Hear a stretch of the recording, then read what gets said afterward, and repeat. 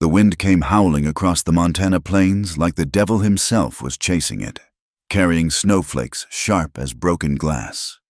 Eleanor Hayes pulled her thin woolen shawl tighter around her shoulders and pressed her back against the rough bark of a cottonwood tree. But the cold bit through her worn dress just the same. Her fingers, already numb inside her patched gloves, fumbled with the clasp of her carpet bag, the only possession she had left in this world worth calling her own. 25 years old and not a soul to turn to.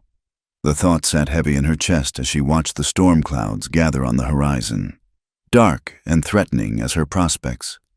3 days ago, she'd been Miss Hayes, the schoolteacher, respected, if not wealthy. Now she was just another woman with nowhere to go, and winter bearing down like a freight train. The school board had gathered in Miller's General Store last Tuesday, their face grim as undertakers. "Budget's been cut again, old Mr." Peterson had said, not meeting her eyes. "Territory can't afford to keep a teacher through the winter months." Just like that, her position was gone. The room she'd rented above the bakery went with it. Mrs. Kowalski needed the space for paying tenants. She'd explained with something that might have been sympathy. Eleanor shifted her weight and felt the $3 silver in her pocket clink together, every cent she had to her name. Not enough for passage east, even if she'd had somewhere to go back there. Her family's farm in Ohio had been sold for debts 2 years past, and her intended, Harold Wickham, had made it clear that a penniless teacher was no longer suitable wife material for a man of his standing. The wind picked up again, and she could taste snow in the air. Real snow. The kind that buried a person if they weren't careful. She'd heard the stories travelers found come spring, frozen solid as fence posts. The thought made her stomach clench with something beyond hunger. Through the swirling snow, she could just make out the iron gates of the Caldwell Ranch. Everyone in Bitter Creek knew about Thomas Caldwell's spread, biggest in 3 counties. They said cattle by the thousands, and a house fine enough for any Eastern lady. She'd seen him in town once or twice. A tall man with shoulders broad as an axe handle and eyes the color of winter sky. Always polite when he tipped his hat, but distant as the mountains. Eleanor had heard the whispers too, how his wife had died birthing their second boy, and how he'd been raising those children on his own ever since. The ladies at church tisked about it regularly, saying it wasn't proper for a man to tend house and raise babies both. Of course, none of them had offered to help much beyond delivering the occasional casserole. She wasn't sure what drew her feet toward those gates. Desperation, maybe, or the simple fact that freezing to death under a tree seemed a poor way to end her story. The wind was howling something fierce now, and she could barely see 10 feet ahead. Snow was starting to stick to the ground in earnest. The gates stood open, unusual for such a prosperous spread, and Eleanor found herself walking up the long drive without quite deciding to do it. Her boots crunched through the thin layer of snow, and she pulled her shawl up over her head as the flakes grew thicker. The house loomed out of the storm like something from a dream. 2 stories of solid timber with glass windows that caught what little light the gray sky offered. Smoke rose from the chimney, and warm, yellow light spilled from the downstairs windows. It looked like everything she'd lost and everything she'd never had, all wrapped up in one impossible package. She was still standing there, carpetbag in hand and snow gathering on her shoulders. When the front door opened, Thomas Caldwell filled the door frame like he'd been carved from the same timber as his house. Even from 30 feet away, she could see the surprise in his face when he spotted her. He stepped out onto the covered porch, not bothering with a coat despite the cold. "You lost, Miss?" His voice carried easily across the yard, deep and steady as bedrock. Eleanor felt her cheeks burn despite the cold. What was she doing here? What could she possibly say that wouldn't sound like begging? Because that's what she was, a beggar at his gate, hoping for scraps of kindness. The storm came up sudden," she called back, which was true enough, even if it wasn't the whole truth. Thomas Caldwell studied her for a long moment, taking in her threadbare coat and the way she clutched that old carpetbag. His eyes were sharp, the kind that missed nothing. Then he stepped down from the porch and walked toward her, his boots making deep prints in the snow. "You're the schoolteacher," he said when he got close enough to speak without shouting. It wasn't a question. "Was," Eleanor corrected, lifting her chin despite the way her voice wanted to shake. "Position was eliminated this week." He nodded slowly, like this didn't surprise him much. "Figured as much when I saw you walking up the drive with everything you own in that bag." Heat flooded her face again. Was she that obvious? That pathetic? "Storm's getting worse," Thomas continued, glancing up at the sky. "Be a blizzard before long. You got somewhere to be?" The simple question hit her like a physical blow. Somewhere to be, if only it were that easy. "Not particularly," she managed. They stood there in the falling snow, two strangers taking each other's measure. Eleanor could see something working behind those winter blue eyes of his, some calculation she couldn't read. When he spoke again, his words came out careful and deliberate. "I've got coffee on the stove. House is warm. Storm like this, a person could freeze to death before making it back to town." It was an offer, but more than that, it was acknowledgement of exactly how desperate her situation was, delivered without pity or judgment. Just practical kindness from one person to another. "That's very generous, Mr. Caldwell, but I couldn't impose—" "You're not imposing." He was already turning back toward the house. "Come on, before we both turn into ice sculptures." Eleanor hesitated for just a moment longer, weighing pride against survival. Pride was a luxury she could no longer afford. She followed Thomas Caldwell toward the warm light spilling from his windows, her feet crunching through snow that was falling faster now, erasing her tracks almost as soon as she made them. The porch was a blessed relief from the wind, and when Thomas opened the front door, the warmth that flowed out felt like salvation itself. Eleanor stepped inside and immediately understood why the ladies in town spoke of this house with such reverence. The entryway alone was bigger than the room she'd been renting, with polished wood floors and a staircase that curved up to the second floor like something from a picture book. But it was what she didn't see that caught her attention. No woman's touch anywhere. No flowers in vases or embroidered cushions on the chairs. The house was clean enough, but stark, functional, like a barn that happened to have nice furniture in it. "Boys," Thomas called out, hanging his hat on a peg by the door. "Come meet our guest." The sound of running feet came from somewhere deeper in the house, and soon 2 small faces peered around the corner of what looked like a sitting room. The older boy, 7 or 8, Eleanor guessed, had his father's strong jaw and serious eyes. The younger one, maybe 5, had softer features and hair that stuck up in all directions. "This is Miss Hayes," Thomas told them. "She's going to wait out the storm with us." The older boy, Daniel, she remembered hearing the name in town, regarded her with open suspicion. The younger one, Samuel, stepped forward with the fearless curiosity of childhood. "Are you really a teacher?" Samuel asked, his eyes wide. "I was," Eleanor replied, crouching down to his level. "Do you like learning things?" "Papa says I have to learn my letters, but they're hard." "They are hard at first," Eleanor agreed. "But once you know them, they open up whole worlds." Samuel nodded solemnly, as if this made perfect sense to him. Daniel remained where he was, watching her like she might steal something if he looked away. "Coffee's this way," Thomas said, gesturing toward what she assumed was the kitchen. "Boys, you get back to your supper." The kitchen was easily the largest Eleanor had ever seen, with a cook stove that could have heated half the schoolhouse and cabinets that stretched clear to the ceiling. But like the rest of the house, it felt empty somehow. Functional but not lived in, if that made sense. Thomas poured coffee from a pot that had seen better days, the liquid dark as midnight and strong enough to wake the dead. Eleanor wrapped her cold fingers around the tin cup and breathed in the warmth.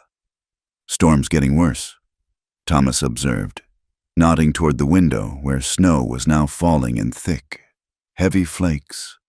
"Roads'll be impassable by morning." Eleanor stared into her coffee cup, trying to think of something to say that wouldn't sound like the plea it was. She couldn't ask to stay the night.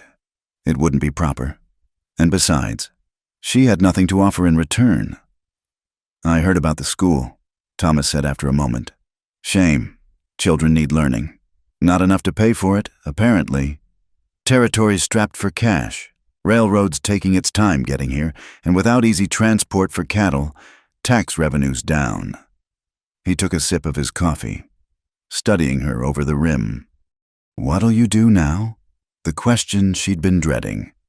Eleanor set down her cup with hands that trembled slightly. "I'm not sure. Look for another position somewhere, I suppose." Where? Such a simple word. But it laid bare the impossible truth of her situation. There were no other teaching positions, not within 100 miles. Not for a woman alone with no family connections and no money for travel. "I don't know," she admitted. Thomas was quiet for a long moment, and Eleanor could hear the wind howling around the house, rattling the windows in their frames, somewhere in the distance. She heard one of the boys laugh at something. The sound was bright and warm, a sharp contrast to the storm outside. "I've got a proposition for you," Thomas said finally. Eleanor looked up, surprised by the serious tone in his voice. "I need a wife, not for romance or any of that foolishness, but for practical reasons. Someone to keep house, help with the boys, make sure there's hot food on the table and clean clothes in the drawer. Winter's coming hard, and I can't manage it all alone." Eleanor stared at him, certain she'd misheard. "I beg your pardon?" "A business arrangement." Thomas continued, his voice steady as if he were discussing the price of cattle. "You need shelter and security. I need help running this place. We could make it work. Mr. Caldwell, I hardly know you." "What's to know? I'm a decent man who pays his debts and keeps his word. I don't drink to excess or raise my hand to women or children. I own this land free and clear, and I've got money in the bank. You'd want for nothing." Eleanor felt the world tilt around her. This couldn't be happening. Men didn't just propose marriage to women they barely knew, especially not men like Thomas Caldwell. "The boys need a mother," he continued. "They're good children, but they're running wild without a woman's influence, and He paused, seeming to choose his words carefully. "I need a partner, someone I can count on." Outside, the wind shrieked like something alive and angry. Eleanor thought of the $3 silver in her pocket, of the long winter ahead, of the very real possibility that she might not survive it without help. "It wouldn't be a real marriage," Thomas added quickly, as if reading her thoughts. "Separate rooms, separate lives in many ways. Just two people helping each other through." Eleanor looked around the kitchen, at the empty spaces where a woman's touch should have been. Then she thought of the boys in the next room, growing up without softness or gentle guidance. And she thought of herself, standing at those iron gates with snow falling on her shoulders and nowhere else to go. "Why me?" she asked quietly. Thomas considered this. "You're educated. The boys could use that. You're alone, which means you'd be committed to making this work. And..." He paused, then met her eyes directly. "You're desperate enough to say yes." The brutal honesty of it took her breath away. No pretty words or false promises. Just the truth, laid out plain as winter morning. "I need time to think," Eleanor said. Thomas nodded toward the window, where the snow was now so thick they could barely see the barn. "Storm's not going anywhere. Neither are you. Tonight. We can talk more in the morning." He was right, of course. The decision had been made for her by wind and weather and circumstance. She was here for the night whether she liked it or not. The question was what she'd choose come morning. Thomas showed her to a small room on the first floor that had probably been meant for a housekeeper. It was simple but clean, with a narrow bed and a washstand. Better than anything she could afford on her own. As Eleanor sat on the edge of the bed listening to the storm rage outside, she tried to imagine what her life would be like in this house. Waking up every morning to cook breakfast for a man who barely knew her name, washing clothes and tending children who might never accept her as their mother, living as a stranger in a home that would never truly be hers. But then she thought of the alternative, the cold, the hunger, the very real possibility that winter would kill her before spring came again. Sometimes, survival was the only choice that mattered. Outside, the storm howled on, and Eleanor pulled the quilts up to her chin and tried to imagine what tomorrow might bring. Morning came gray and silent, with a kind of stillness that only followed a real storm.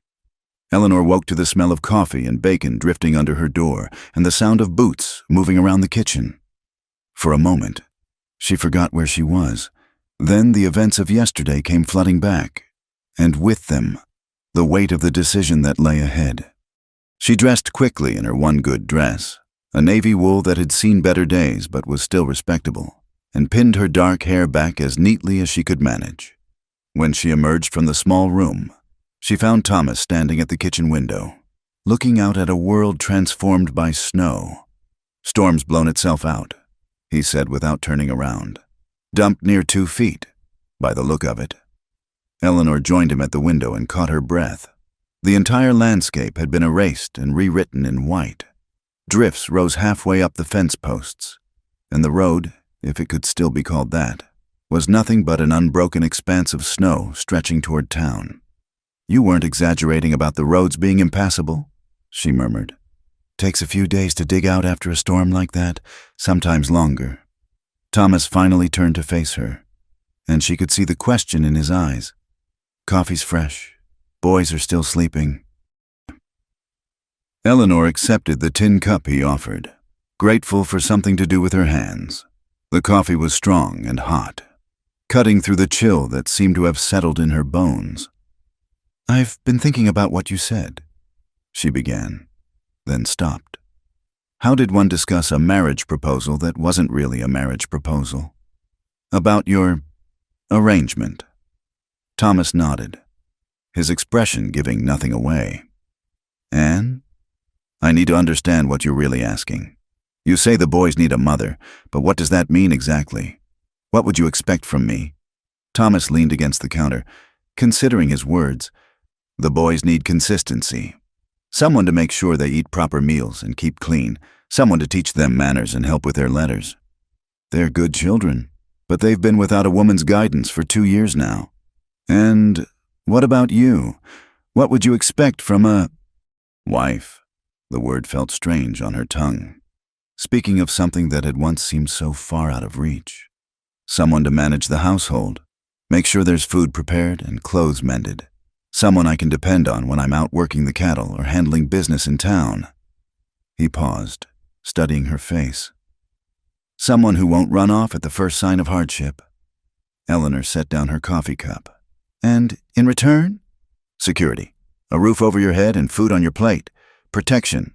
My name, if that matters to you." Thomas's voice was matter-of-fact, as if they were negotiating the price of grain. "You'd be mistress of this house. The boys would be yours to raise as you see fit." It was a practical arrangement, nothing more. No talk of affection or companionship. Certainly no mention of love.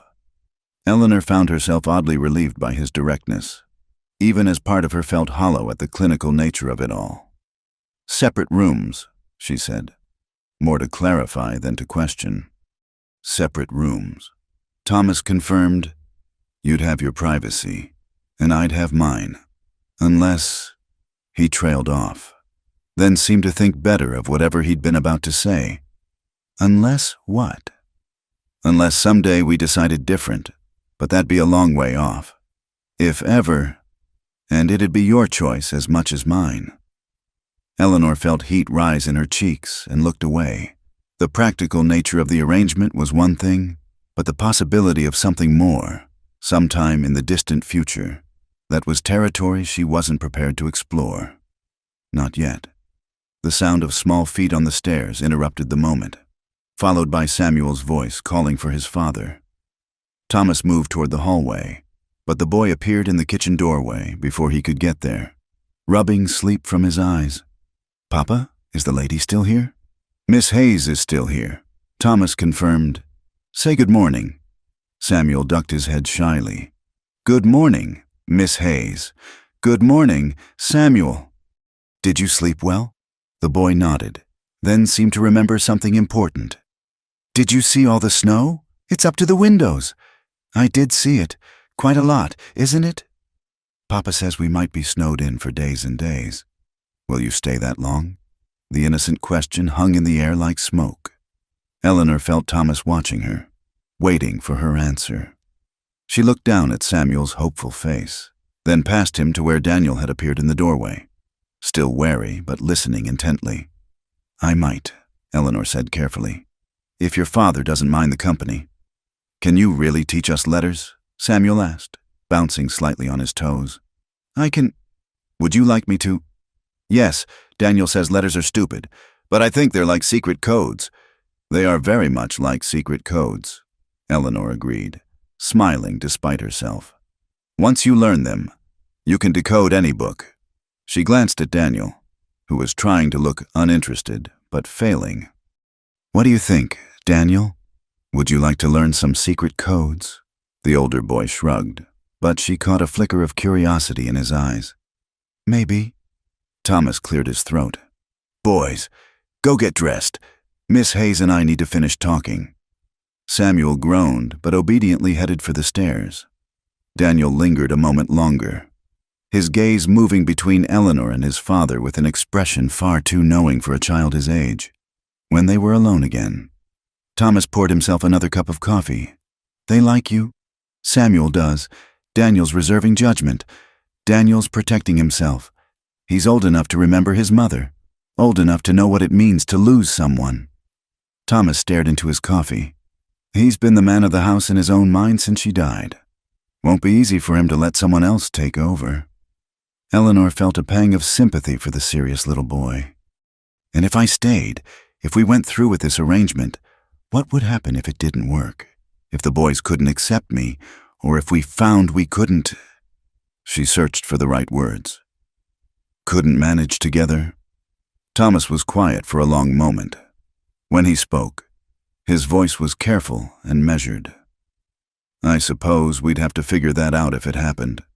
But I'm not a man who gives up easy, and I don't think you are either, or you wouldn't have survived this long on your own.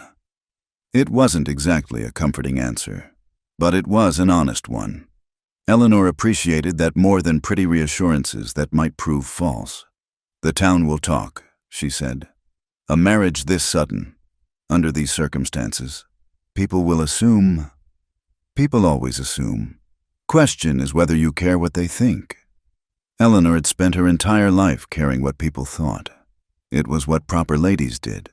But proper ladies also didn't find themselves penniless and homeless with winter closing in. I'd want to continue teaching, she said suddenly. The boys, certainly, but others too. If any wanted learning, I know the school's closed, but there must be children who could benefit from lessons. Thomas nodded. House is big enough, could set up a proper schoolroom in one of the upstairs rooms. The casual way he accepted her condition surprised her. Most men would have balked at their wife working, even if it was only teaching. You wouldn't mind. Having children coming and going. Might be good for Daniel and Samuel. Give them children their own age to play with. Thomas set down his cup and looked at her directly. Anything else you need to know? Eleanor felt as if she were standing at the edge of a cliff, looking down into unknown territory. Every practical instinct told her to accept. She had nowhere else to go, no other prospects, and winter stretching ahead like a death sentence. But marriage, even a marriage in name only, was not something to enter into lightly. If I agreed, she said slowly, that is, how soon would you want to? Soon as the preacher can get here, roads should be clear enough in a few days. So fast. Her entire life changed in the space of a week. It seemed impossible. Yet here she was, seriously considering it. Miss Hayes? Samuel's voice came from the stairway. Can you help me with my buttons? Eleanor looked toward the sound, then back at Thomas. May I? He nodded, and she went to help the boy with his shirt. Samuel chattered happily as she worked, telling her about his favorite games and asking if she knew any songs. Daniel appeared shortly after, dressed but with his hair sticking up at odd angles. Come here, both of you, Eleanor said. producing a comb from her pocket. "Let's get you properly groomed." She smoothed Daniel's hair despite his protests, and was rewarded with something that might have been the beginning of a smile. Samuel submitted to having his face scrubbed without complaint, then asked if she could braid his hair like a girl's. "Boys don't wear braids," Eleanor explained gently. "But I could teach you to tie sailor knots, if you'd like." "Could you really?" "I had a brother who loved ships," Eleanor said, the memory of her lost family bringing an unexpected pang. "He taught me all sorts of useful knots." Thomas watched this domestic scene from the kitchen doorway, and Eleanor caught something in his expression that might have been relief, or maybe longing. It was hard to tell. "I want to learn knots too," Daniel announced, apparently forgetting to be suspicious. "Then I'll teach you both," Eleanor promised, later, after the boys had been fed and sent to play in the sitting room. Eleanor found herself alone with Thomas again. The weight of the decision pressed down on her like the snow outside, heavy and inescapable. "You haven't given me an answer," Thomas said. Eleanor looked around the kitchen, at the signs of a household that needed a woman's touch. She thought of the boys upstairs, hungry for attention and guidance. She thought of the long winter ahead and the very real possibility that refusing this offer meant choosing to die. But more than that, she thought of the unexpected moment when Daniel had let her fix his hair, and the way Samuel had looked at her like she might be the answer to some unspoken prayer. "If I said yes," she said quietly, "it would be for them as much as for me. Those boys need more than I can give them in just a few days." Thomas nodded. "They do. And you'd really let me set up a school?" "I would." Eleanor took a deep breath. "Then yes, I'll marry you, Mr. Caldwell." The words felt strange coming out of her mouth, but not as strange as she'd expected. Thomas didn't smile or show any particular emotion, just nodded as if she'd agreed to help with the harvest. "I'll ride to town as soon as the road's clear. Talk to Reverend Morrison about performing the ceremony." "What will you tell him? About why we're—" "I'll tell him the truth, that we're two practical people making a practical decision." Thomas paused. "Unless you'd prefer a different story." Eleanor considered this.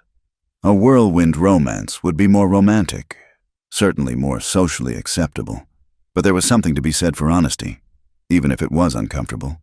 "The truth will do." Thomas extended his hand, and after a moment's hesitation, Eleanor shook it. His grip was firm and warm, calloused from years of hard work. It felt like sealing a bargain, which she supposed it was. "Welcome to the family, Miss Hayes," he said. From the sitting room came the sound of the boys arguing over something, followed by a crash that suggested they'd knocked something over. Thomas winced.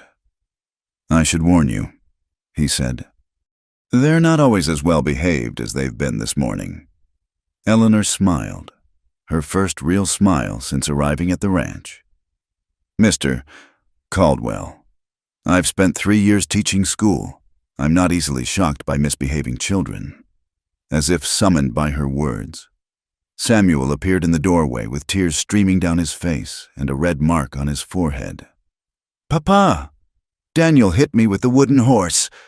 Thomas sighed and headed for the sitting room to sort out whatever crisis had erupted. Eleanor followed, already beginning to understand what she'd gotten herself into. It was going to be a long winter, but for the first time in weeks, she felt something that might have been hope. 3 days after the roads cleared, Reverend Morrison arrived at the Caldwell Ranch looking like he'd rather be anywhere else in Montana territory. The elderly preacher sat stiffly in the front parlor, his Bible clutched in weathered hands, casting disapproving glances between Thomas and Eleanor as if they were wayward children who'd tracked mud through his church. "This is highly irregular," he said for the 3rd time, adjusting his wire-rimmed spectacles. "Marriage is a sacred institution, not a business transaction." Eleanor smoothed her hands over her best dress, the same navy wool she'd worn the morning after the storm, now freshly pressed and adorned with a simple white collar she'd fashioned from an old petticoat. It wasn't much of a wedding dress, but it would have to do. "With respect, Reverend," Thomas said, his voice patient but firm. "The marriage will be legal and binding. The reasons behind it are our own concern." The preacher's lips pursed like he'd tasted something sour. "And the children? What example does this set for young Daniel and Samuel?" "It sets the example that sometimes practical decisions serve everyone better than romantic foolishness," Thomas replied. Eleanor caught a movement in the doorway and saw both boys peering around the corner. Daniel's expression unreadable, and Samuel practically bouncing with excitement. The younger boy had spent the morning asking if Eleanor would really and truly be his new mama after the wedding ceremony, as he called it. "Can we start now?" Samuel called out, apparently tired of waiting. "Boys, go to the kitchen," Thomas instructed. "Mrs. Murphy will give you some bread and jam." Eleanor smiled at that. Mrs. Murphy was the neighbor woman who'd volunteered to witness the ceremony and prepare a simple meal afterward. She was a practical soul who'd taken one look at the situation and declared it sensible enough, much to the Reverend's dismay. Once the boys had reluctantly departed, Reverend Morrison opened his Bible with visible reluctance. "Very well, but I want it understood that I'm performing this ceremony because you've asked it of me, not because I approve of the circumstances." "Understood," Thomas said. The ceremony itself was mercifully brief. Eleanor found herself repeating words that felt strange and foreign on her tongue, promising to honor and cherish a man she'd known for less than a week. Thomas's responses were delivered in the same matter-of-fact tone he used to discuss cattle prices, though his eyes never left her face. When Reverend Morrison pronounced them husband and wife, there was an awkward moment when it became clear he expected Thomas to kiss his new bride. Thomas looked at Eleanor, a question in his eyes. She gave an almost imperceptible nod, and he leaned down to press his lips briefly against hers, a chaste, formal kiss that sealed their bargain. "Well, Mrs. Murphy said brightly as the Reverend packed away his Bible. "That's done then. Mrs.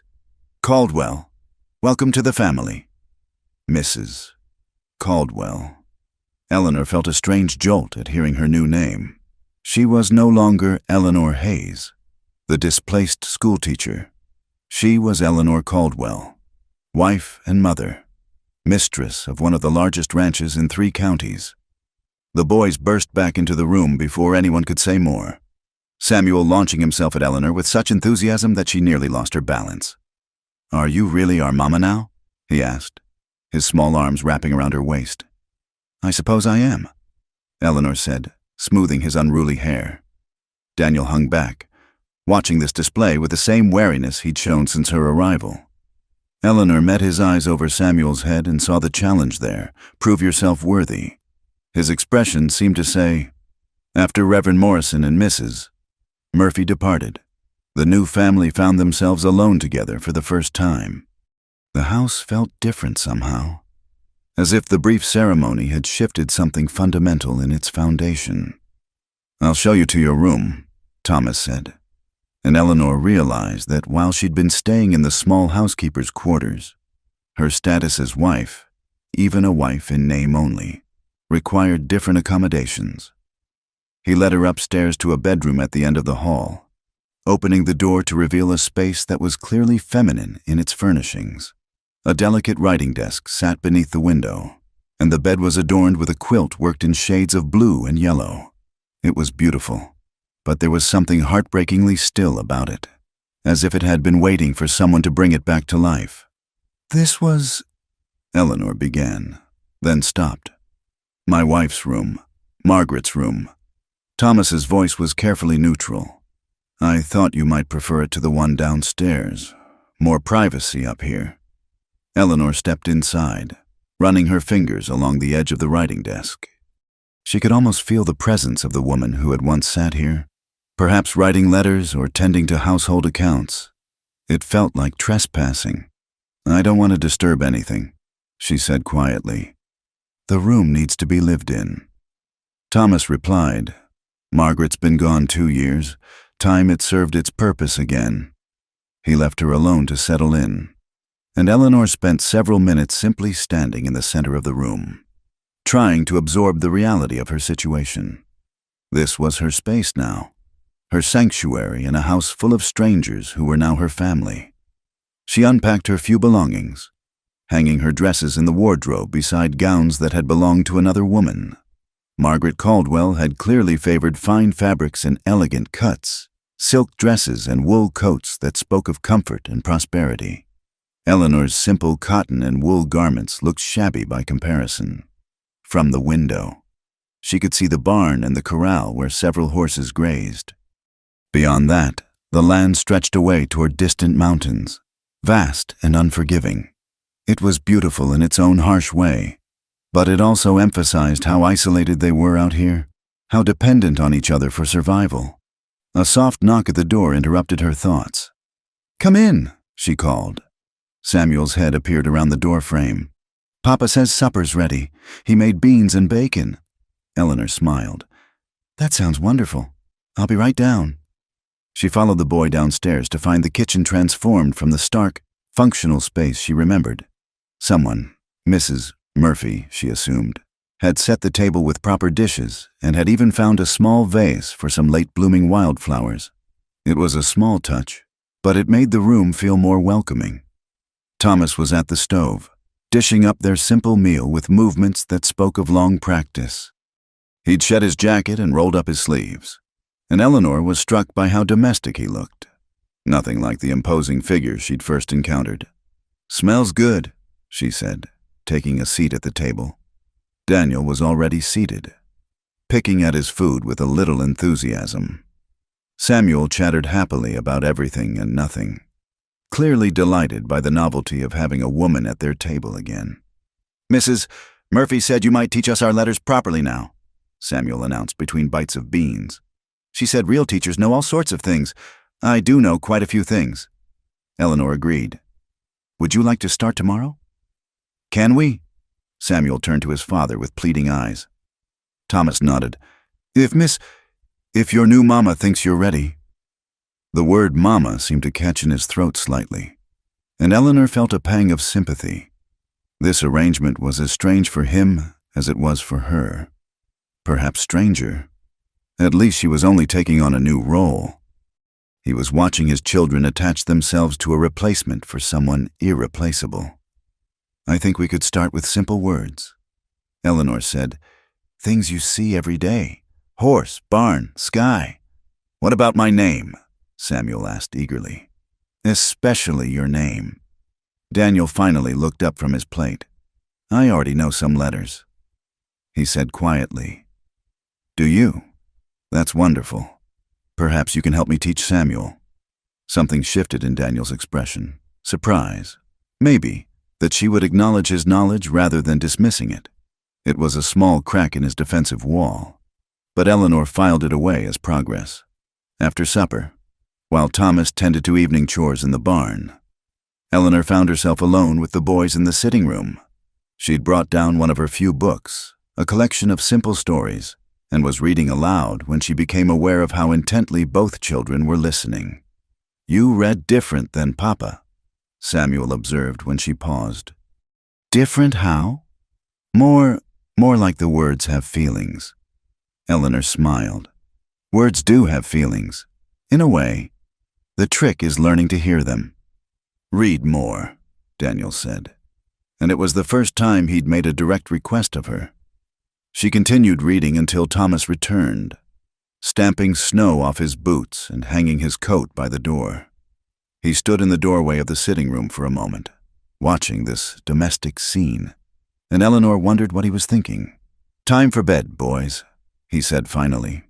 There was the usual chorus of protests and negotiations, but eventually both children were herded upstairs to wash and change into their night clothes. Eleanor helped Samuel with his buttons and listened to his prayers. A sweet, rambling conversation with God that covered everything from his new mama to his favorite horse to a request for no more blizzards. Daniel was more reserved, accepting her help but offering little conversation. When she tucked the blankets around him, however, he looked up at her with something like curiosity. "Are you really going to stay?" he asked quietly. "I really am," Eleanor promised. "Even when it gets hard. Papa says winters here are terrible hard."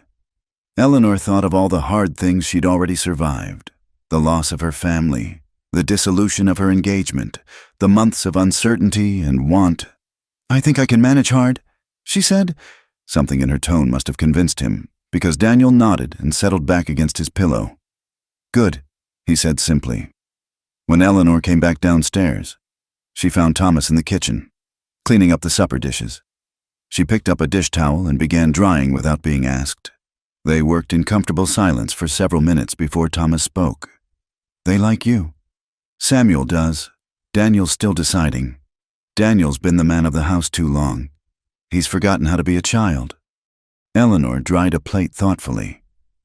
"Maybe that's not entirely a bad thing. Children who've had to grow up fast often turn into strong adults." "Maybe, but I'd like him to have some childhood left, if possible." It was the most personal thing Thomas had shared with her, this wish for his son's happiness. Eleanor felt something warm unfurl in her chest. Not romantic feeling, exactly, but something like partnership, like they might actually be able to do this together. "I'll do my best to help with that," she said. Thomas nodded, hanging up the dish rag. "I'll be up early tomorrow. Cattle need checking. And there's fence to mend before the next storm hits. What time should I have breakfast ready?" 5:30, if that's not too early." Eleanor had been rising at 5:30 for years as a school teacher. "That's fine. Boys usually eat around 7. Samuel likes his eggs soft. Daniel likes his firm. Both of them will eat anything sweet you put in front of them, but don't let them fill up on it or they'll be sick." These domestic details felt both ordinary and momentous. She was learning the rhythms of her new family, the small preferences and habits that would shape her days. "I'll remember," she said. Thomas seemed to realize he was giving her instructions like she was a hired hand rather than his wife, because he paused and looked at her directly. "Eleanor, Mrs. Caldwell, this is your house now, too. You don't need permission to change things or do what you think best." It was a generous gesture, and Eleanor appreciated it more than she could say. "Thank you. That means a great deal." They stood there in the kitchen for a moment, two people who were now bound together by law and circumstance, trying to figure out how to navigate this strange new territory. Finally, Thomas cleared his throat. "I should let you get settled. Tomorrow will be a long day." "Good night, Mr. Caldwell." "Thomas," he corrected gently. "We're married now, after all." "Good night, Thomas." Eleanor climbed the stairs to her new room, Margaret's room, and prepared for bed. As she brushed her hair in front of the vanity mirror, she caught a glimpse of her reflection and was surprised by what she saw. The woman looking back at her didn't look defeated or desperate. She looked determined, ready for whatever came next. Outside, the wind was picking up again, rattling the windows and reminding her of how quickly the weather could change out here. But inside, the house felt solid and warm, safe. She'd made her choice and spoken her vows.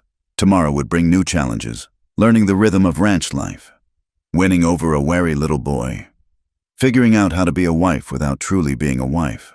But tonight, for the first time in months, Eleanor Caldwell fell asleep in a bed that belonged to her, in a house where she had a right to be. It wasn't the life she'd dreamed of as a girl, but it was a life. And maybe, just maybe, it could be a good one. The first week of Eleanor's marriage passed in a blur of small discoveries and careful navigation. She learned that Thomas took his coffee black and strong, that Samuel was afraid of thunderstorms, but not blizzards, and that Daniel had taught himself to read simple words by studying the labels on canned goods in the pantry.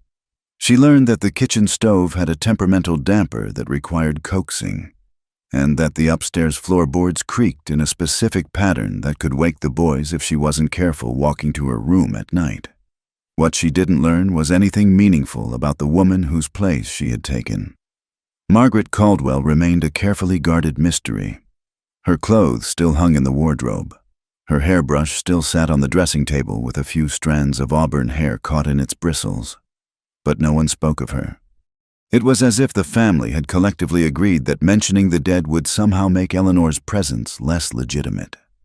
The silence around Margaret became more pronounced on the 8th day of Eleanor's marriage, when she discovered Daniel sitting on the floor of what had once been a nursery, clutching a small wooden horse and staring at a portrait that had been turned to face the wall.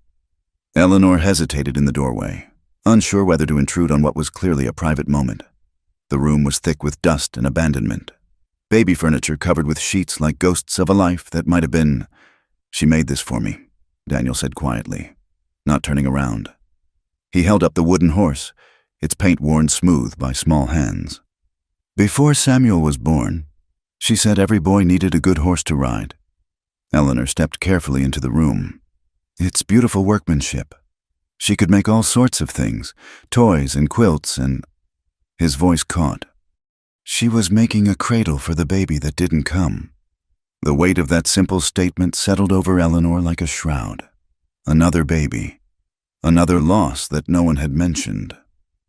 "She died having Samuel," Daniel continued, still staring at the overturned portrait. "But there was supposed to be a baby sister too. They both died." Eleanor felt her throat tighten. She'd known that childbirth had claimed Margaret Caldwell, but she hadn't known about the other child. The twin loss explained so much. Thomas's carefully controlled grief, the way the boys seemed to carry an extra weight of sadness, the absolute silence around their mother's memory. "I'm sorry," Eleanor said, settling on the floor beside Daniel. "That must have been very frightening for you." "Papa cried," Daniel whispered, as if confessing a terrible secret. "I wasn't supposed to see, but I did. He held Mama and cried like the world was ending." Eleanor thought of Thomas as she'd come to know him, steady, practical, emotionally reserved, and tried to imagine him broken by grief. The image was almost too painful to contemplate. "Sometimes even the strongest people need to cry," she said gently. Daniel finally turned the portrait around, revealing a woman with kind eyes and auburn hair, holding a baby Samuel while a younger Daniel stood proudly beside her chair. Margaret Caldwell had been beautiful in a wholesome, practical way, with laugh lines around her eyes and work-worn hands folded gently in her lap. "She looks like someone who gave very good hugs," Eleanor observed. "She did. She smelled like bread and lavender, and she always had time to listen." Daniel's voice was wistful. "Do you think she's watching us? From heaven? I mean—" Eleanor considered her words carefully. "I think if she is, she'd want you and Samuel to be happy, to grow up strong and good." "But what if she doesn't like that you're here now? What if she thinks you're trying to replace her?" The question hit Eleanor like a physical blow. It was the fear she hadn't even admitted to herself, that she was somehow betraying the memory of a woman she'd never met, that her presence was an insult to the love Thomas had lost. "I'm not trying to replace your mother," Eleanor said firmly. "No one could do that, and I wouldn't want to, but maybe there's room for both of us in your heart. Your mother for the love you'll always carry, and me for whatever new kind of caring we might build together." Daniel studied her face with those serious eyes that seemed too old for a boy of 7. "You promise you won't leave, even if it gets hard?" "I promise." The boy seemed to weigh her answer, then carefully placed the wooden horse on a shelf where it could watch over the room. "Samuel doesn't remember her much. He was too little. But I tell him stories sometimes, so he won't forget." "That's a good thing to do. Would you maybe tell me some of those stories sometime? I'd like to know about her." For the first time since Eleanor had known him, Daniel smiled without reservation. "I'd like that." They left the nursery together, but Eleanor carried the weight of what she'd learned. That evening, after the boys were in bed, she found Thomas in his study, working on account books by lamplight. "May I come in?" He looked up, surprise flickering across his features. Eleanor rarely disturbed him in the evenings, respecting the unspoken boundaries of their arrangement. Of course, she settled in the chair across from his desk, trying to find the right words. "Daniel showed me the nursery today. He told me about the baby sister who didn't survive." Thomas's pen stilled on the page. When he looked up, his eyes were carefully blank. "He shouldn't have been in that room." I've told the boys to stay out of there. He misses her.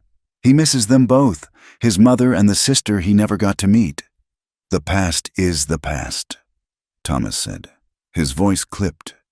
No good comes from dwelling on what can't be changed. But Eleanor could see the tension in his shoulders, the way his hand gripped the pen too tightly. Forgetting isn't the same as healing. I'm not trying to forget. Thomas set down the pen and leaned back in his chair.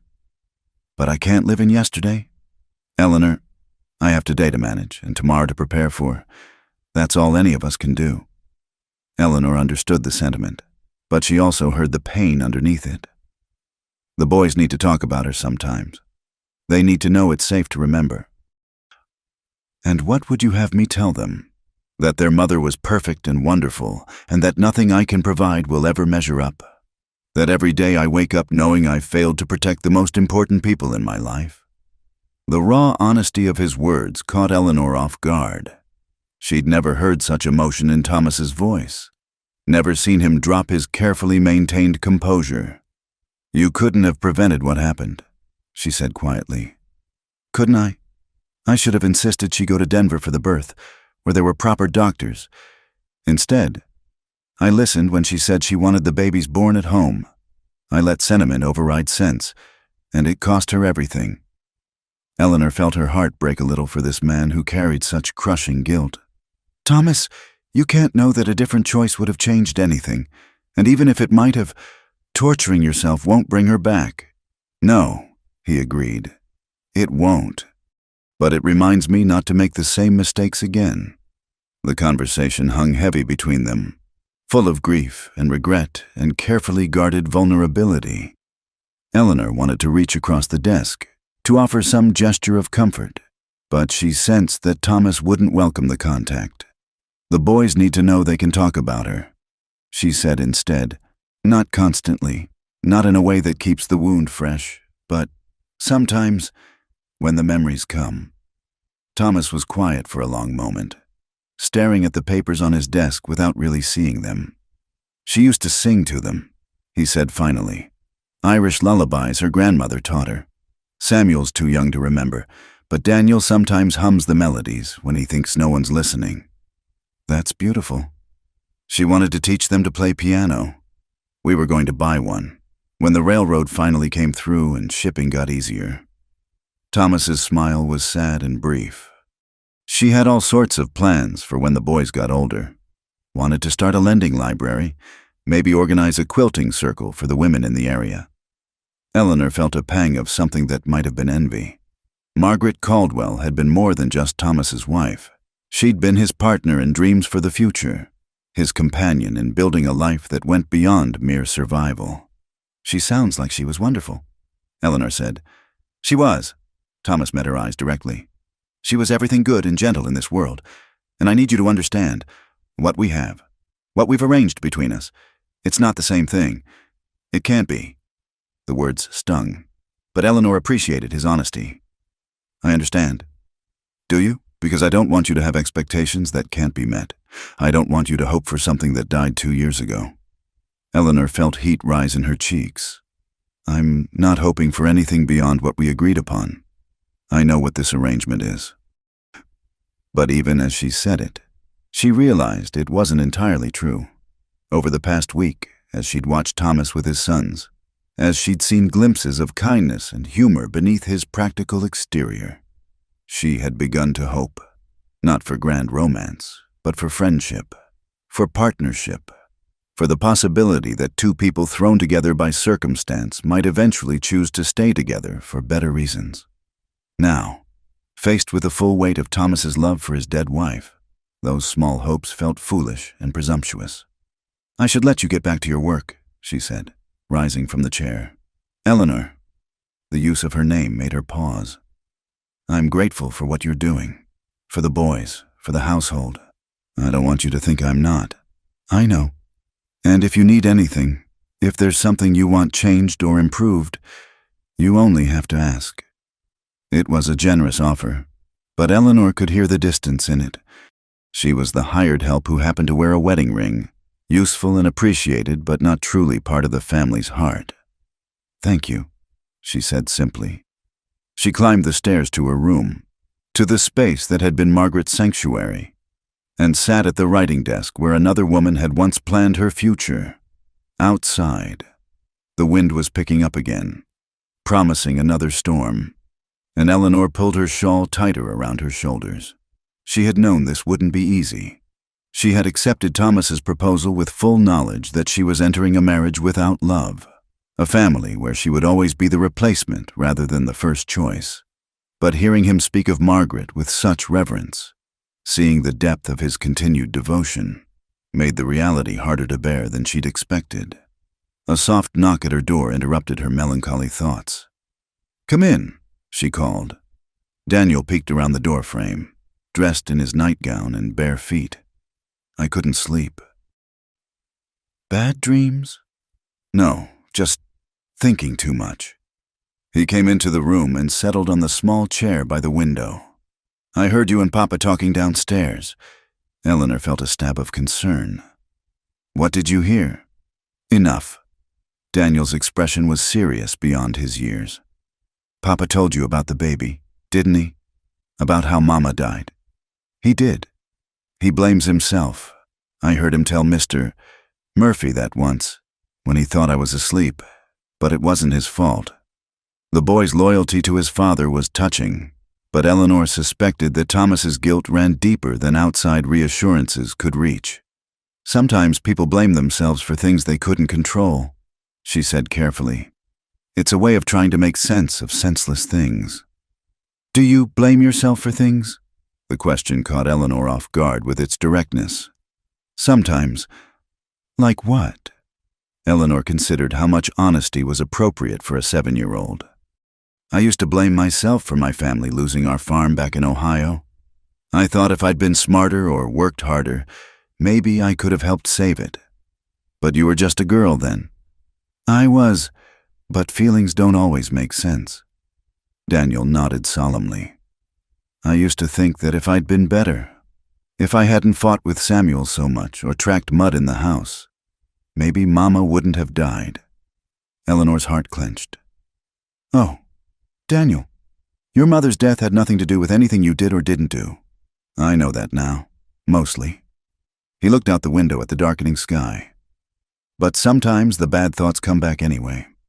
Eleanor wanted to gather this serious little boy into her arms, to promise him that the bad thoughts would go away if she just held him tight enough. Instead, she said, "That's normal. Grief is like weather. Sometimes it's sunny, and sometimes storms blow through. The important thing is to remember that storms always pass."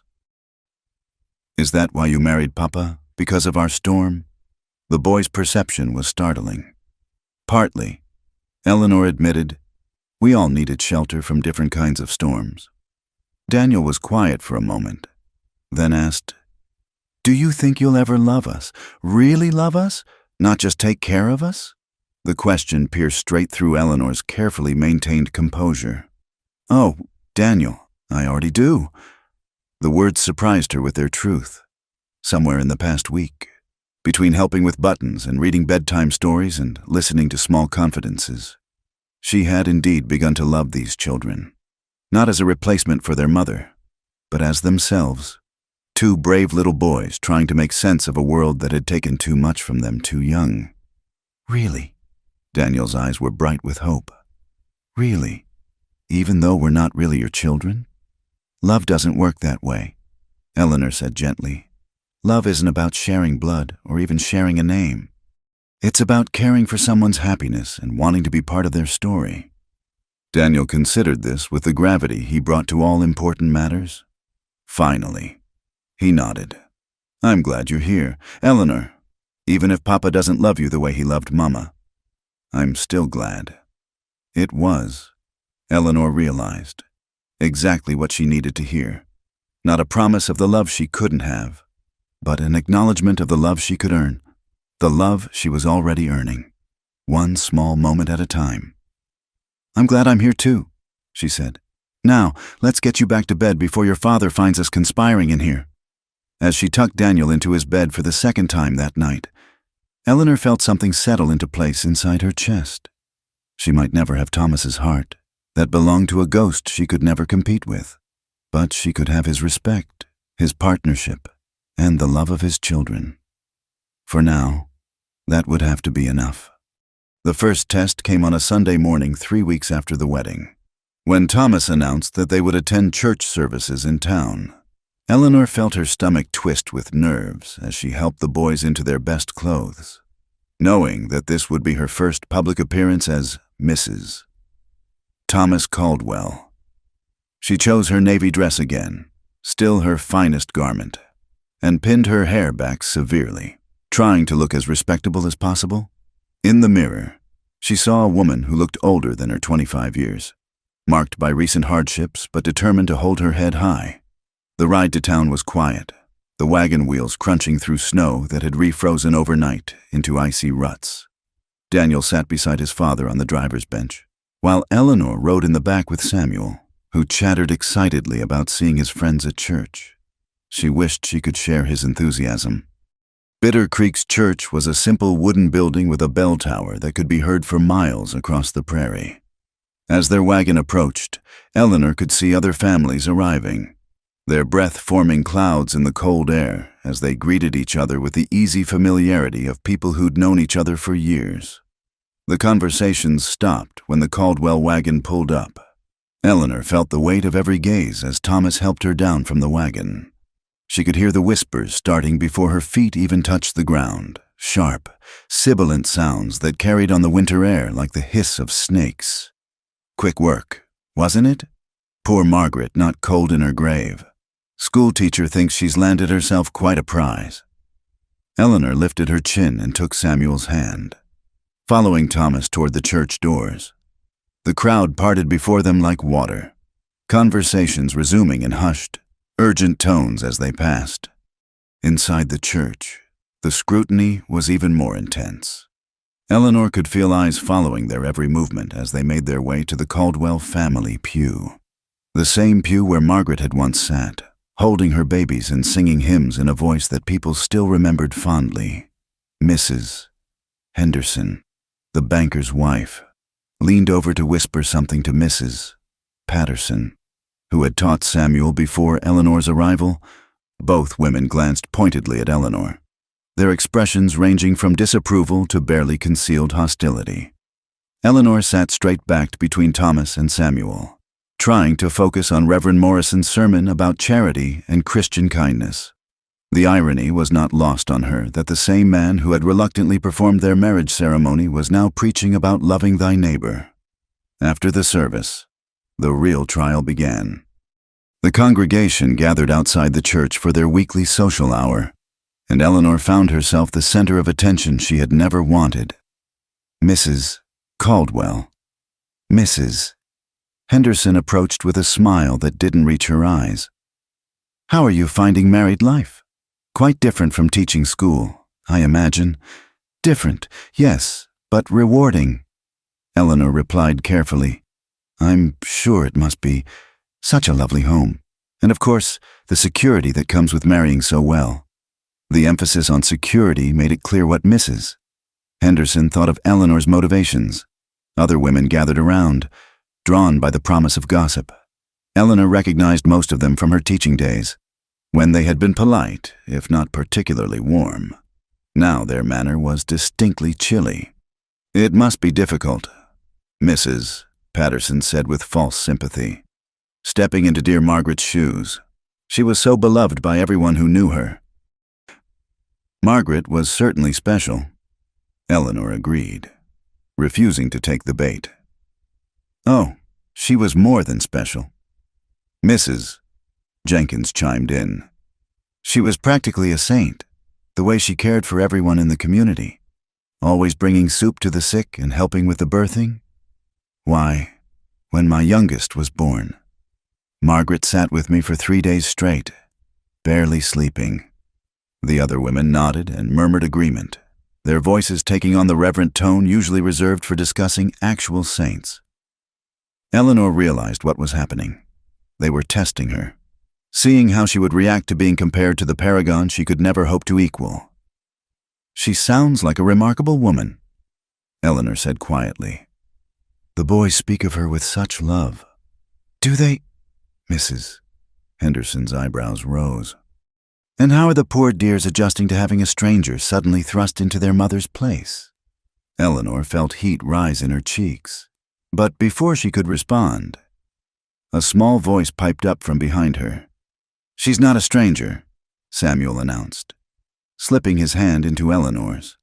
She's our new mama, and she teaches us letters and knows how to tie sailor knots. The women looked surprised by the boy's forthright defense, and Eleanor squeezed his hand gratefully.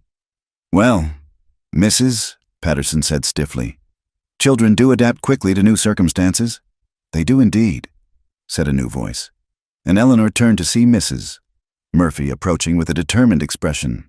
And speaking of adaptation, Eleanor here has done wonders with those boys. You should see how well behaved they are now, and how much young Samuel has learned in just a few weeks. Eleanor felt a rush of gratitude for the older woman's support. But Mrs. Henderson was not deterred. Oh, I'm sure Mrs. Caldwell is adequate in her domestic duties. It's just that some of us remember when this family was the heart of our community. Margaret organized the church socials, led the ladies' auxiliary, coordinated help for families in need. Such big shoes to fill. The challenge was unmistakable, Eleanor was being told, in front of half the congregation, that she was expected not just to be Thomas's wife and the boy's mother, but to take on all of Margaret's community roles as well, roles for which she had no training and even less confidence. I'm sure Eleanor will find her own way to contribute, Mrs. Murphy said firmly. Every person brings different gifts to a community. Of course, Mrs. Henderson agreed with a smile sharp as winter wind.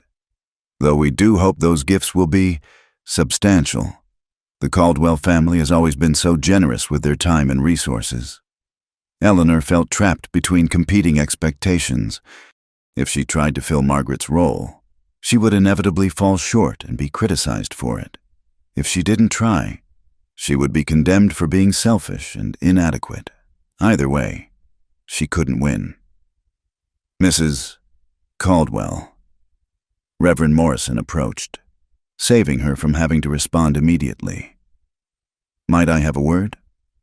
Eleanor followed the preacher a few steps away from the cluster of women, grateful for the reprieve even though she suspected his conversation wouldn't be any more comfortable. I wanted to speak with you about the children's religious education, he said, his tone carefully neutral. Margaret was very involved in their spiritual development. I trust you plan to continue that tradition? Of course, Eleanor replied. I've been reading Bible stories with them in the evenings. Good, good. And the church school? Margaret had started a Sunday school program for the younger children. The ladies were hoping you might take that on. Eleanor felt the weight of expectation settling on her shoulders like lead. I'm not sure I'm qualified for that responsibility. Reverend, perhaps one of the other ladies. But you are a trained teacher, he pressed. Surely that makes you the most qualified person in the community for such work. Before Eleanor could respond, a commotion near the church steps drew everyone's attention. Daniel had apparently gotten into some kind of altercation with Billy Henderson, Mrs. Henderson's son, and the two boys were facing off with fists raised. Thomas strode over quickly, taking Daniel by the shoulder. What's going on here? He said my new mama was just a gold digger, Daniel burst out, tears of anger streaming down his face. He said she only married you for money and doesn't really care about us. Eleanor felt the blood drain from her face as every conversation in the churchyard stopped. The silence stretched taut as a bowstring, while Thomas looked from his son to Billy Henderson to the ring of adults watching the drama unfold. Billy, Thomas said quietly, his voice carrying clearly in the stillness. I think you owe my wife an apology. I was just repeating what I heard. Billy mumbled, glancing nervously at his mother. Then perhaps, Thomas continued, his gaze moving deliberately to Mrs. Henderson. You need to be more careful about what you listen to. Mrs. Henderson's face flushed red. Mr. Caldwell, I hardly think it's appropriate to blame a child for... I'm not blaming the child. Thomas cut her off. I'm suggesting that adults should consider their words more carefully when little ears are listening." The rebuke was gentle but unmistakable, and Eleanor saw several people look away uncomfortably. She realized that Thomas was defending not just her honor, but the family they had built together, fragile though it might be. Samuel, who had been watching this exchange with wide eyes, suddenly stepped forward. "My mama does too care about us," he announced to the assembled crowd. "She makes our breakfast every morning and reads us stories, and she fixed my torn shirt without even being asked. And she promised she won't leave us, even when things get hard." The simple, heartfelt declaration from a 5-year-old carried more weight than all the adult posturing. Eleanor saw several faces soften, and Mrs. Murphy wiped what might have been a tear from her eye. Daniel, apparently inspired by his little brother's courage, stepped up beside Samuel. "And she's teaching us to read properly, and she knows all about numbers and history, and she makes Papa smile sometimes, real smiles, not just polite ones." This last observation seemed to surprise Thomas himself, who looked down at his older son with something like wonder. Eleanor felt her throat tighten with emotion at the boy's loyal defense. Mrs. Henderson, clearly realizing that the tide had turned against her, attempted to salvage the situation. "Well, of course the children are fond of their new stepmother. Children are naturally adaptable." "They are," agreed Mrs. Wilson, one of the quieter church ladies who rarely involved herself in gossip. "But children are also honest about what they see. If they say Mrs. Caldwell cares for them, then she does." Other voices began to murmur agreement, and Eleanor realized that the boy's spontaneous defense had accomplished what all her careful politeness could not. They had vouched for her character in terms that no one could argue with. "Perhaps," suggested Mrs. Murphy with pointed cheerfulness, "we should be welcoming Mrs. Caldwell to our community instead of making her feel like she has to prove herself worthy of it." There were nods and murmurs of agreement from the crowd, and gradually, the tension began to dissipate. People started returning to their normal conversations, though Eleanor noticed several women making a point of speaking to her with genuine warmth for the first time. As they walked back to the wagon, Thomas fell into step beside her. "I'm sorry about that," he said quietly. "Some people have too much time and too little sense." "It's all right," Eleanor replied, though her hands were still shaking slightly from the confrontation. "I expected there would be talk. That doesn't make it acceptable." They rode home in thoughtful silence, broken only by Samuel's occasional chatter about what he'd seen at church. Eleanor noticed that Daniel kept glancing at her with something like pride, and she realized that their relationship had shifted subtly during the morning's events. By defending her, he had claimed her as truly part of the family. That evening, after the boys were in bed, Eleanor found herself in the kitchen with Thomas, both of them unusually quiet as they completed their nightly routine. "Thank you," she said finally, "for standing up for me today. For us." Thomas paused in his dish drying. "You're my wife. Those are my children. What affects you affects all of us." It was a practical statement, but Eleanor heard something warmer underneath it. "The boys were very brave today." "They were, and very honest." Thomas set down the dish towel and looked at her directly. "Do I really smile more now? Real smiles?" Eleanor felt heat rise in her cheeks. "Sometimes, when you're not thinking about it." Thomas considered this. "I hadn't realized." "It's not a bad thing," Eleanor said quickly. "It just means you're settling into this new life we're building." "We," Thomas repeated, as if testing the word. "Yes, I suppose we are building something together, aren't we?" Eleanor nodded, not trusting her voice. It wasn't love, not yet, and maybe never would be. But it was partnership and respect and the beginning of something that felt like family. Outside, the wind howled around the house, but inside, the warmth held steady. They had weathered their first real test as a family, and they had come through it together. That was something to build on. The trouble started with missing cattle. Thomas noticed it first during his weekly count, 20 head short from the north pasture, with no sign of them having wandered off through broken fence or open gates. The missing animals were some of his best breeding stock, worth more than most families saw in a year. Could be wolves, suggested Jake Morrison, Thomas's most trusted ranch hand, though his tone suggested he didn't believe it himself. Been a hard winter, maybe they're getting desperate. Thomas studied the trampled ground where the cattle had been. Wolves don't cut fence wire, Jake, and they don't drive cattle in organized groups toward the railroad. Eleanor overheard this conversation from the kitchen window, where she was preparing the midday meal. A chill that had nothing to do with the February weather settled in her stomach. She'd heard stories about cattle rustlers, about families who'd lost everything to organized thieves who could disappear into the vast wilderness with stolen herds. That evening, Thomas called a meeting with his ranch hands. Eleanor listened from the hallway as the men gathered in the front parlor, their voices low and serious. "It's not just us," reported Miguel Santos, a quiet man who handled the horses. "Talked to Henderson's foreman in town yesterday. They've lost cattle too, and the Johnson place up north. They're missing near 50 head. "Anyone see anything suspicious?" Thomas asked. "Stranger's been asking questions in town," Jake offered. Well-dressed fellow claiming to be a cattle buyer, but he was asking mighty specific questions about who owned what land and how many men each ranch employed. Eleanor felt her blood chill. This wasn't random theft.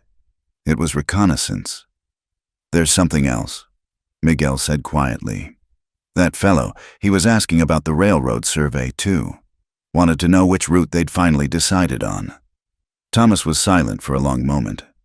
Eleanor could practically hear him thinking, calculating the implications. "The railroad," he said finally. "Someone wants our land for the railroad."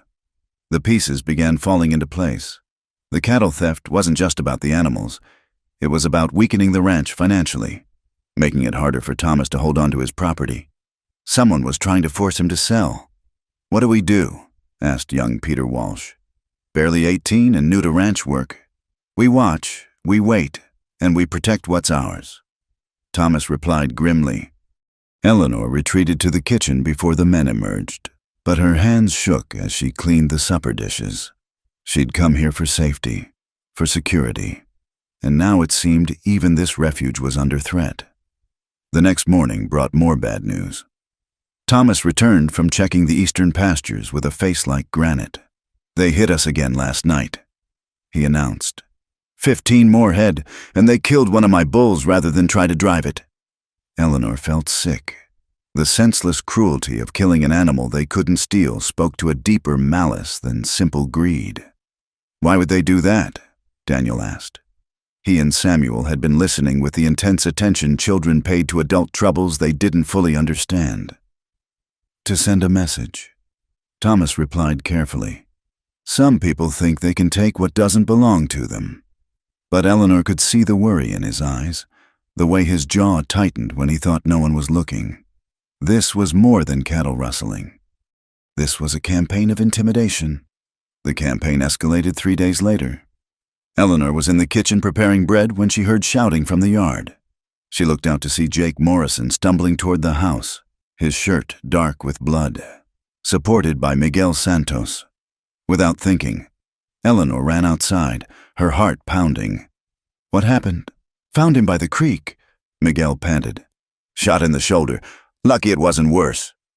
They half-carried Jake into the kitchen, and Eleanor immediately began assessing his wound with the practical calm she'd learned from years of treating cuts and scrapes at the schoolhouse.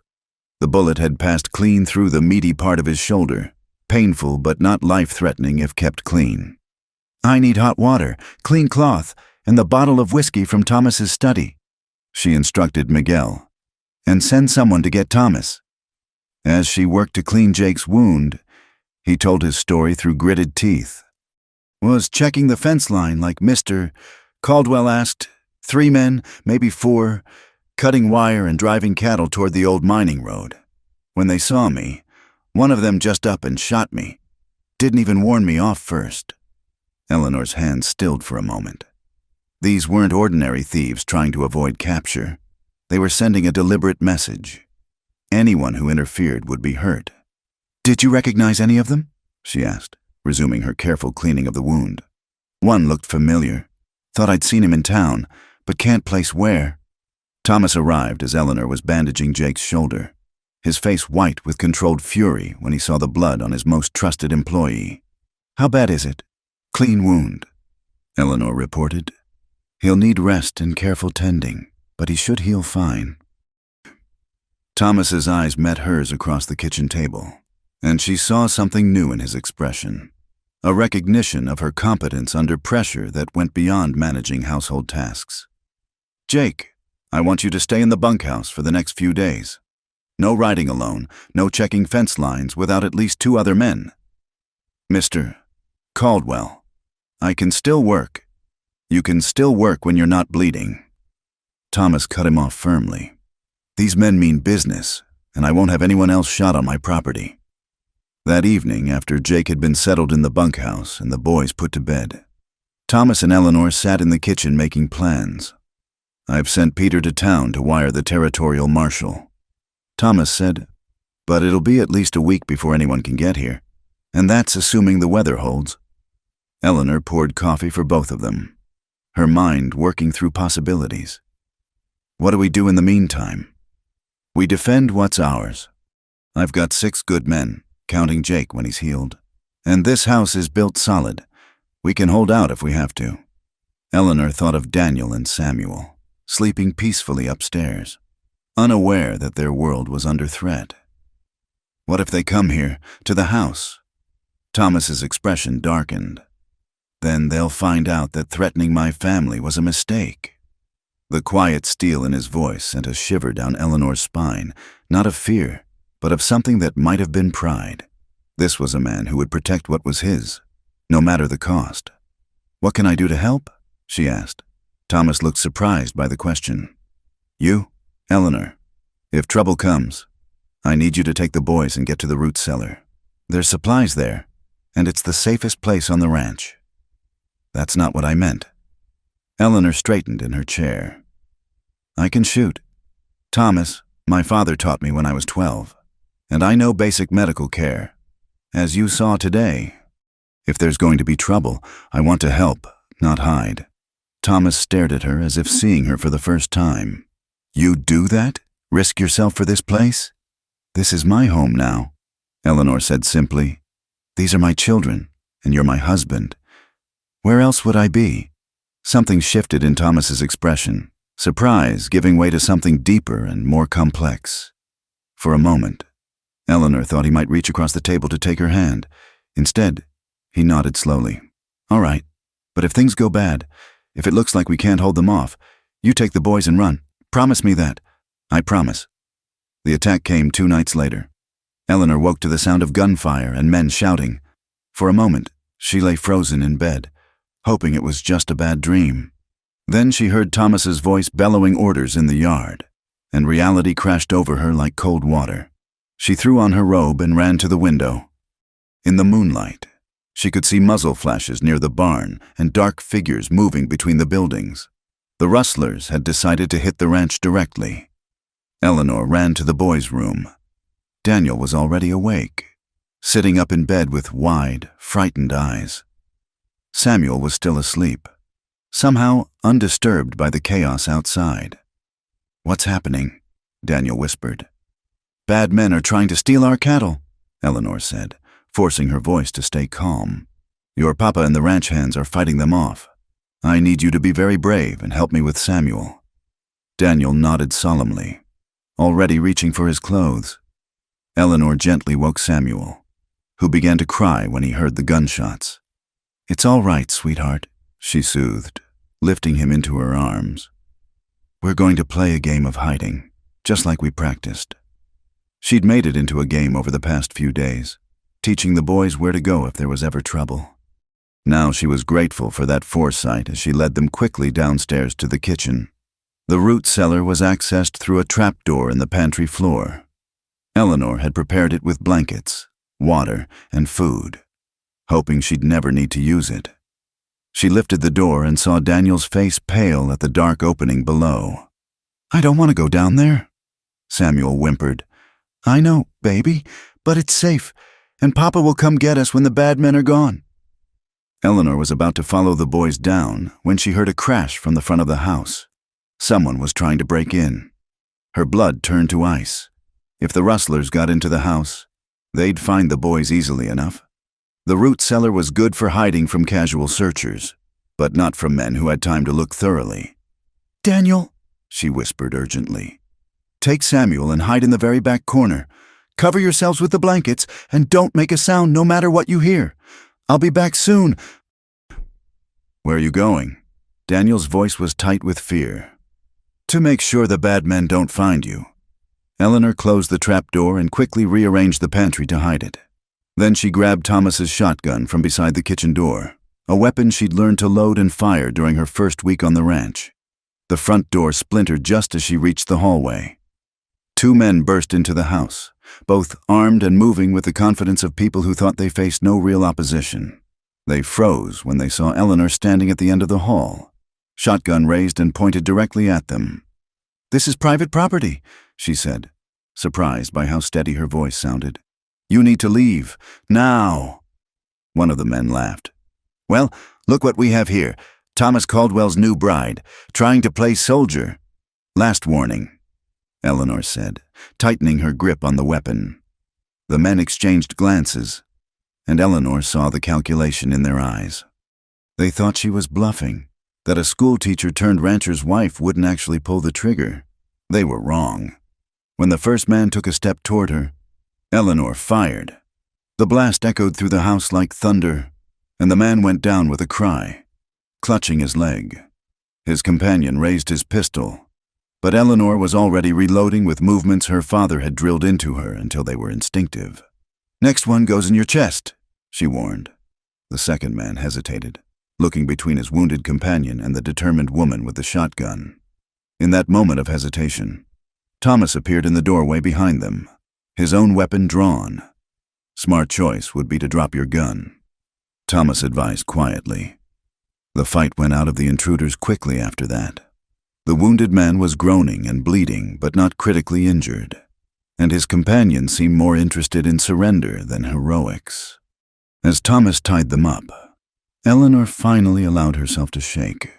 The adrenaline that had carried her through the confrontation was ebbing, leaving her knees weak and her hands trembling.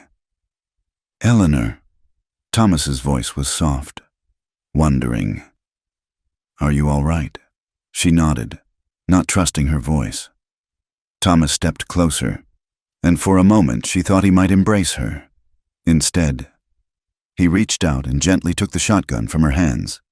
"The boys?" he asked. "Safe, in the root cellar." Thomas's expression was a mixture of pride, gratitude, and something else she couldn't quite identify. "You could have hidden with them." "They're my children too," Eleanor said simply, and in that moment, something fundamental changed between them. Thomas looked at her not as the practical solution to his domestic problems, but as his partner, his equal, his wife in every sense that mattered. "Yes," he said quietly. "They are." In the days following the attack on the ranch, something shifted in the Caldwell household like ice breaking up on a spring river. The change was subtle at first, a hand lingering on a shoulder, conversations that lasted longer than necessary, glances that held more warmth than mere partnership required. Eleanor felt it most acutely in the small moments.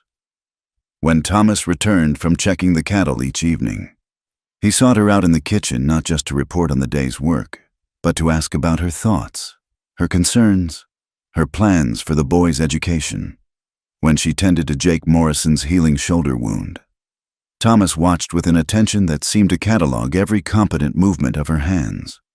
"You've got a gift for healing," Thomas observed one afternoon as Eleanor changed Jake's bandages in the kitchen.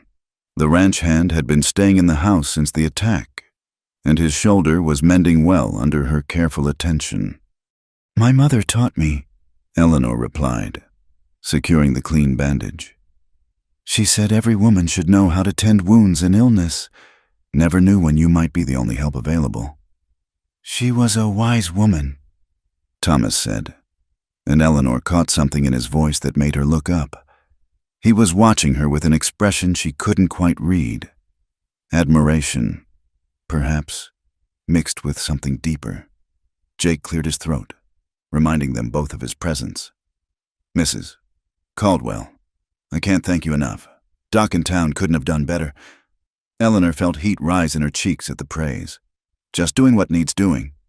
But later, when Jake had returned to the bunkhouse and the boys were occupied with their evening chores, Thomas approached her again. "Eleanor," he said, and the way he spoke her name was different now, softer, more personal. "What you did that night, when those men broke into the house." She paused in her dishwashing. "I protected my family." "That's just it," Thomas said, stepping closer. "When did you start thinking of us as your family? Really thinking of us that way?" Eleanor considered the question seriously. As she did all important matters, "I'm not sure there was a single moment. It happened gradually. I think watching Daniel struggle with his letters and feeling proud when he succeeded. Seeing Samuel's face light up when I braided friendship bracelets with him. Listening to you talk about your plans for expanding the herd and realizing I cared about those plans succeeding." She dried her hands on her apron, not quite meeting his eyes. "And that night, when I heard those men breaking in, my first thought wasn't about my own safety. It was about keeping them away from the boys. From you." Thomas was quiet for a long moment. When Eleanor finally looked at him, she saw something in his expression that made her breath catch. "I've been thinking," he said carefully, "about what this marriage was supposed to be, what we agreed to." Eleanor's heart began to race. Was he regretting their arrangement? Had she overstepped by taking such an active role in defending the ranch? "It was supposed to be practical," he continued. "A business arrangement that served both our needs." "Yes," Eleanor said quietly. "But somewhere along the way, it became something else, at least for me." Thomas reached out, his fingers brushing hers where they rested on the dish towel. "Eleanor, I need you to know. You're not Margaret's replacement anymore. You're not a solution to a problem. You're you, and I find myself caring about you in ways I never expected." Eleanor felt tears prick her eyes. "Thomas, I'm not asking for anything you're not ready to give," he said quickly. "I know this isn't what you signed up for, but I needed you to know that what I feel for you, it's not obligation or gratitude. It's something real." Before Eleanor could respond, the sound of running feet echoed through the house, followed by Samuel's voice calling for her. The moment shattered, but the warmth in Thomas's eyes lingered as they turned to deal with whatever crisis the boys had discovered. That night, Eleanor lay awake in Margaret's room, in her room, staring at the ceiling and trying to sort through the tangle of emotions Thomas's words had unleashed. She had entered this marriage expecting nothing but security and a roof over her head. She hadn't expected to find herself genuinely caring for this stern, practical man who was revealing himself to be far more complex than she'd initially believed. More troubling still, she was beginning to suspect that her own feelings had evolved beyond mere gratitude and partnership. When Thomas smiled, those real smiles Daniel had mentioned, she felt something flutter in her chest. When he praised her competence or sought her opinion, she felt valued in a way she'd never experienced. And when he'd stood in the kitchen speaking of caring for her, she'd wanted nothing more than to step into his arms and discover what it might feel like to be truly wanted, not just needed. The realization was both thrilling and terrifying. 3 weeks later, the territorial marshal finally arrived with 2 deputies to investigate the cattle rustling. Marshal William Brady was a weathered man in his 50s who listened to their account with the patient attention of someone who dealt with similar situations before. "Railroad speculation," he confirmed when Thomas finished explaining about the land acquisition attempts. "We've been tracking a group that's been operating across 3 territories. They identify valuable land, then use intimidation and theft to force owners to sell cheap." Eleanor served coffee to the lawmen in the front parlor, noting how Thomas unconsciously positioned himself close to her chair, not possessively, but protectively. "What can be done about it?" Thomas asked. "We've got enough evidence to arrest the men you're holding," Marshal Brady said. "And they're talking, hoping for reduced sentences. Seems there's a main organizer working out of Denver, fellow named Harrison Blackwood, who's been buying up land options for an Eastern Railroad syndicate." Eleanor felt Thomas tense beside her. "Blackwood, I know that name." "Figured you might. He's been making inquiries about your property specifically. Seems to think your land is crucial for the railroad route they want to build." "And if I don't want to sell?" Marshal Brady's smile was grim. "Then they'll keep trying to make you want to sell. This kind of operation doesn't give up easy." The marshal and his deputies stayed for 2 days, taking statements and gathering evidence. During their visit, Eleanor noticed how naturally she and Thomas had fallen into acting as true partners, finishing each other's sentences, making decisions together, presenting a united front to the outside world. On the evening before the lawmen departed, Thomas found Eleanor in the kitchen preparing supper. "Marshal Brady says they'll probably send someone to arrest Blackwood within the month," he reported. "But he warned that we might face more trouble before this is settled." Eleanor nodded, not surprised by the news. "We'll manage whatever comes." "We," Thomas repeated, just as he had that night weeks ago. But this time, his voice held a different quality, not surprise at the concept, but satisfaction with it. "Thomas," Eleanor said, setting down her mixing spoon and turning to face him fully. "That night you spoke about your feelings changing. Mine have changed, too." Thomas went very still. "Changed how?" Eleanor took a breath, gathering her courage. "I came here expecting to trade my services as a housekeeper and teacher for security and shelter. I thought that would be enough. But living here, being part of this family, it's awakened feelings I didn't know I was capable of." She saw hope flicker in his eyes and pressed on before she lost her nerve. "I love Daniel's serious questions and Samuel's boundless enthusiasm. I love the way you listen when I talk about setting up a proper school. I love watching you work with the horses, seeing how gentle you are with them despite your strength." She paused, her voice dropping to nearly a whisper. "And I love the man you've shown yourself to be, not just the practical rancher who offered me a marriage of convenience, but the father who carries his children's pictures in his pocket, the leader who inspires loyalty in his men, the husband who defends his wife's honor even when he barely knew her." Thomas stepped closer, his hand reaching up to cup her cheek. "Eleanor." "I'm not asking you to forget Margaret," Eleanor said quickly. "I would never ask that. But if there's room in your heart for someone new, someone different, then I'd like the chance to earn a place there." Thomas's answer was to lean down and kiss her, not with the formal politeness of their wedding day, but with the warmth of a man who had found something precious he'd thought lost forever. Eleanor melted into the kiss, her hands finding their way to his shoulders, feeling the solid reality of him under her palms. When they finally broke apart, both breathing hard, Thomas rested his forehead against hers. "There's room," he said simply. "Margaret will always be part of my past, but you're my present, my future, if you'll have me." "I'll have you?" Eleanor whispered. From the hallway came the sound of rapid footsteps, and they sprang apart just as Daniel appeared in the doorway, followed closely by Samuel.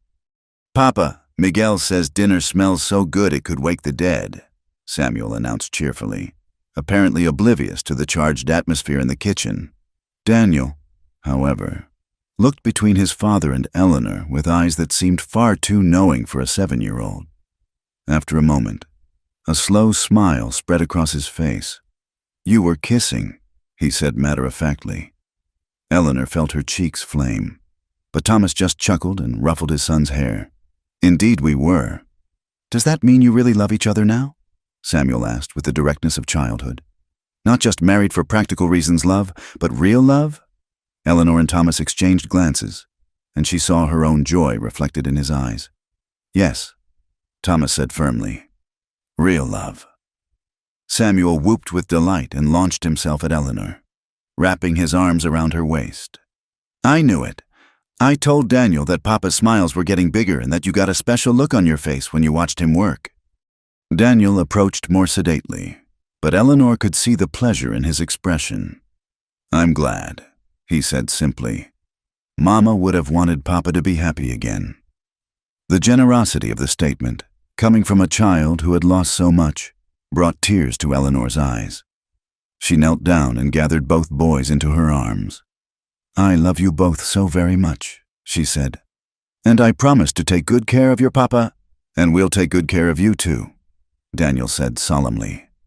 That night, after the boys were asleep and the house had settled into quiet, Eleanor and Thomas sat together in the front parlor. They weren't touching. Propriety still mattered, even between married couples, but the space between them hummed with new possibility. "What happens now?" Eleanor asked. "Now we finish what we started," Thomas said. "We build a life together, a real one, based on choice rather than necessity." Eleanor thought about the journey that had brought them to this moment, from her desperate arrival during a blizzard to this evening when everything had changed between them. It hadn't been the romance of storybooks, but it had been real, built on respect and partnership, tested by adversity, and strengthened by the decision to keep choosing each other. "I'd like that," she said. Thomas reached over and took her hand, intertwining their fingers. "The railroad business isn't over. There may be more trouble ahead. Then we'll face it together." "Together," Thomas agreed, bringing her hand to his lips and pressing a gentle kiss to her palm. Outside, the Montana wind howled across the plains, carrying the promise of another storm. But inside the Caldwell house, warmth and light pushed back the darkness. They had found something neither of them had been looking for when they made their practical arrangement. They had found love growing in the space between necessity and choice, taking root in shared purpose and blooming into something that would weather whatever storms lay ahead. It wasn't the beginning Eleanor had dreamed of as a young woman, but it was a beginning nonetheless. And sometimes, she reflected as she sat beside her husband in the glow of the firelight, the best stories were the ones you never saw coming. Spring came early to Montana territory that year, arriving with a kind of gentle warmth that made Eleanor believe in new beginnings. The last of the snow had melted from the pastures, revealing green grass that seemed to shimmer with possibility.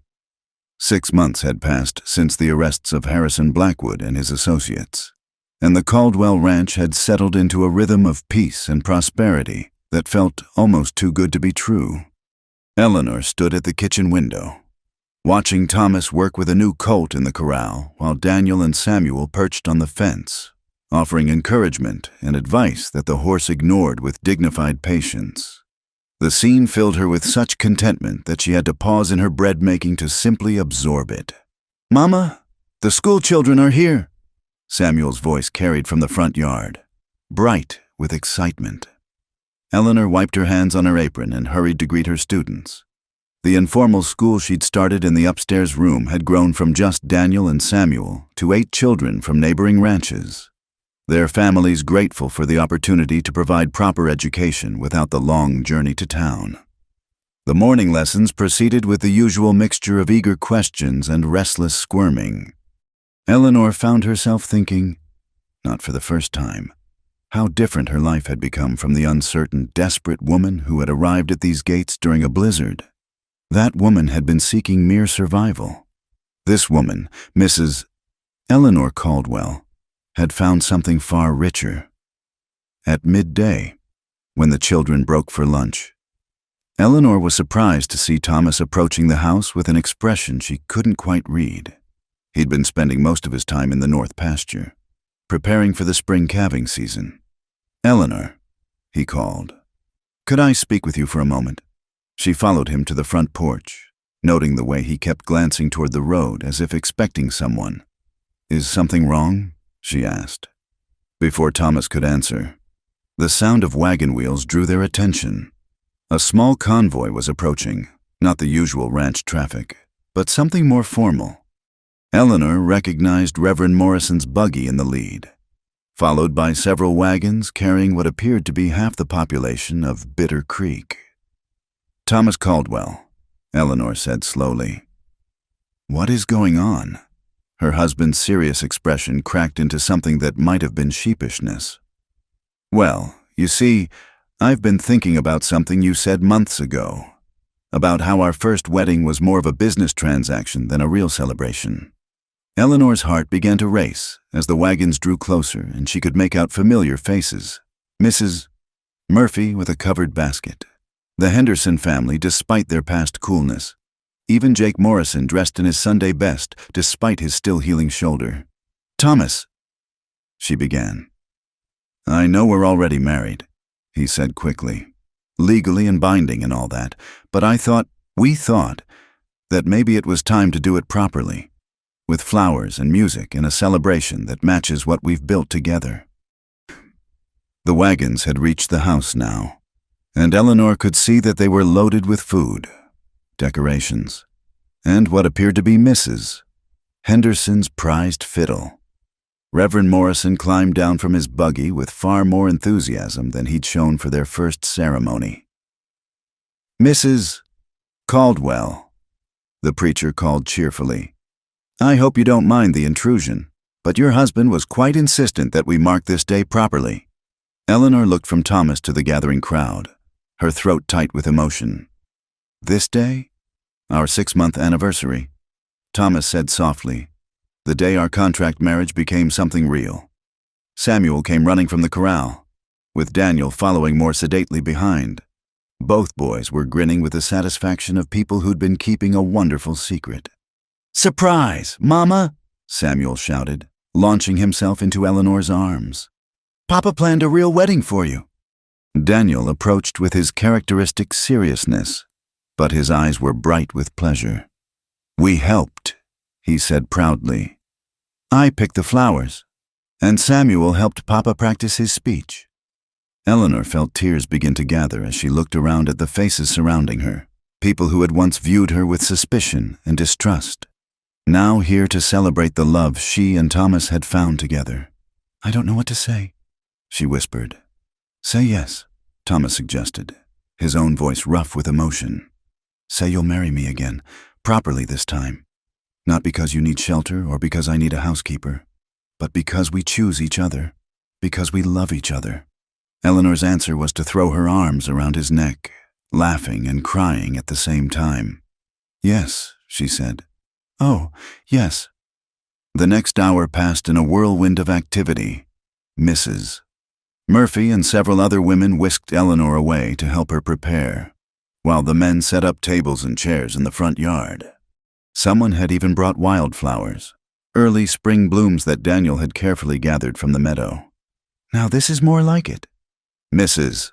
Murphy declared as she helped Eleanor into her best dress, the same navy wool she'd worn for their first ceremony, but this time adorned with a collar of delicate lace that Mrs. Patterson had contributed. A proper wedding for a proper couple. Eleanor caught a glimpse of herself in the bedroom mirror and was startled by what she saw. The gaunt, desperate woman of 6 months ago had been replaced by someone with color in her cheeks and light in her eyes. She looked like a woman who was loved and knew it. When she emerged from the house, Eleanor found the front yard transformed. Tables groaned under the weight of contributed food. Children ran between the adults with the boundless energy of celebration. And someone had strung lanterns between the trees, even though it was still afternoon. Thomas stood near the makeshift altar that had been set up under the old oak tree, and Eleanor's breath caught at the sight of him.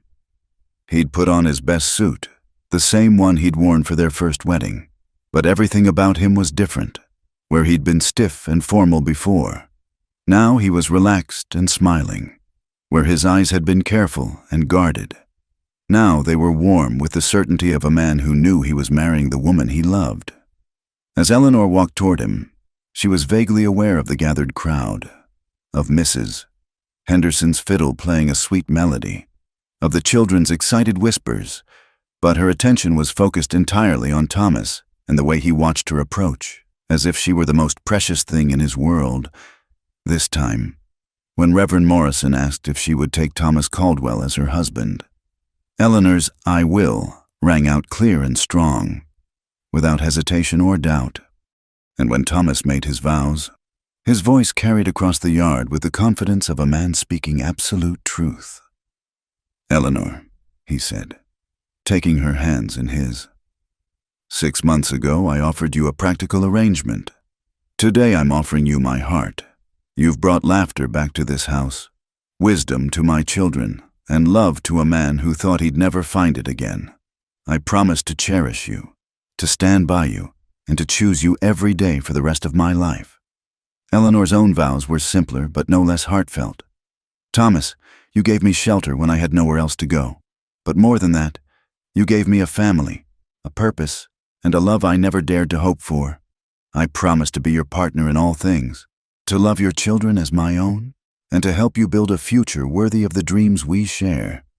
When Reverend Morrison pronounced them husband and wife this time, Thomas's kiss was neither hesitant nor formal. It was the kiss of a man claiming his beloved, and Eleanor responded with the joy of a woman who knew she was truly wanted. The celebration that followed was everything their first wedding had lacked. There was music and dancing, laughter and toasts, children playing games while adults shared stories and food. Eleanor found herself moved to tears repeatedly by Mrs. Henderson's grudging but genuine congratulations, by Jake Morrison's toast to "the finest lady to ever grace this territory," by the sight of Daniel and Samuel teaching the younger children to tie the sailor knots she'd shown them.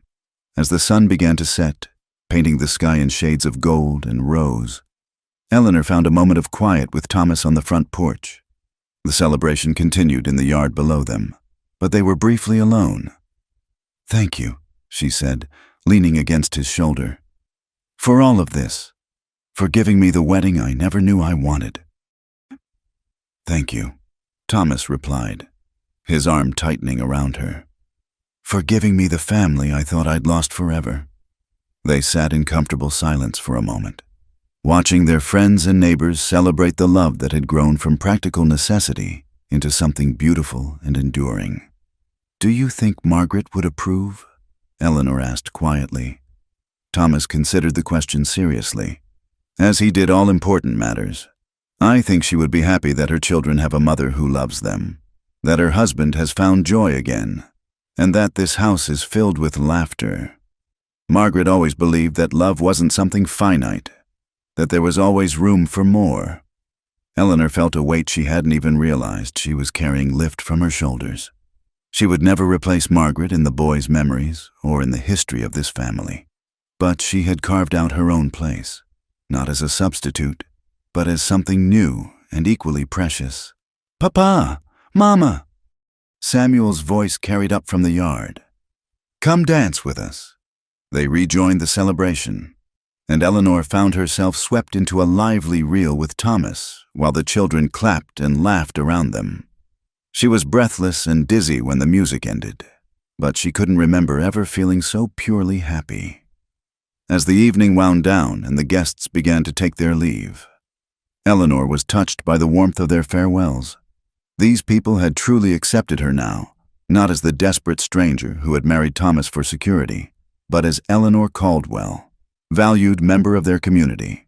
When the last wagon had disappeared down the road and the boys had been put to bed, with much excited chatter about the best party ever, Eleanor and Thomas found themselves alone in their kitchen, cleaning up the remnants of their celebration. "So," Thomas said, hanging up the dish towel with exaggerated formality, "Mrs. Caldwell, how was your wedding day?" Eleanor laughed, the sound bright and free. "Much better than the first one, Mr. Caldwell, though I have to say, I'm quite fond of how that one turned out in the end." Thomas stepped closer, his hands finding their way to her waist. "Any regrets about the path that brought us here?" Eleanor thought about it seriously, about the losses that had driven her to his door, about the desperate bargain they'd struck, about all the ways their story could have ended differently. "None," she said firmly. "Every difficult step led me here, to this life, to this family, to you. I wouldn't change any of it." Thomas's smile was answer enough, but he spoke anyway. "Good, because I intend to spend the rest of my life making sure you never have cause to regret choosing us." "Us," Eleanor repeated, tasting the word. It still amazed her how naturally they had become a us, not just her and Thomas, but all four of them together. A family forged not by blood but by choice and commitment and love. Outside, the Montana wind whispered across the plains, carrying the promise of summer warmth and autumn harvests, of years stretching ahead filled with the ordinary magic of shared days and common purpose. But inside the Caldwell house, warmth and light held steady against any storm. They had started with a contract, a practical arrangement between two people who needed what the other could provide, but they had built something far more valuable, a true family, founded on love that had grown slowly and surely, tested by adversity and strengthened by choice. It wasn't the beginning Eleanor had dreamed of as a young woman, but it was perfect in its own way.